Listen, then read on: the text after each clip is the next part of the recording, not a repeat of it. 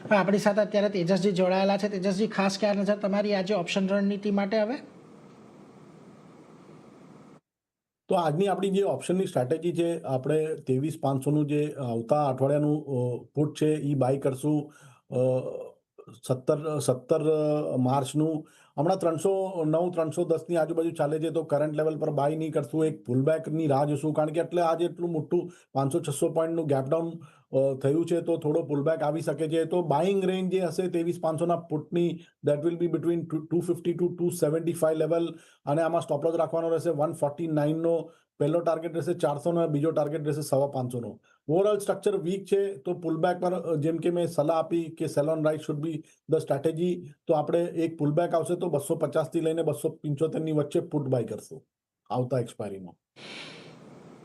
23,500ની આવતી એક્સપાયરીનો, એટલે આવતો નહીં પરંતુ 17મી માર્ચની એક્સપાયરીનો પુટ ઓપ્શન તમે ખરીદીને ચાલો. આ ભાવે નહીં, અત્યારે 310ની આજુબાજુ ચાલી રહ્યો છે, એટલે બજારમાં જો થોડુંક પુલબેક આવશે તો આ પુટ તમને 250-275ની રેન્જમાં આવતો દેખાશે, ત્યારે ખરીદી કરીને ચાલજો.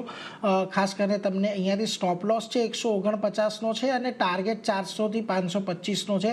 એ વાતને અહીંયાથી ખાસ તમારે ધ્યાનમાં રાખવાની છે. એટલે પુટ ઓપ્શન અહીંયાથી 23,500નો ખરીદવાની સલાહ બનતી દેખાઈ રહી છે. ધ્યાન રાખજો, ટાર્ગેટ સ્ટોપ લોસના લેવલ ખાસ તમારે અહીંયાથી ફોકસમાં રાખવાના. 400-525નો ટાર્ગેટ છે.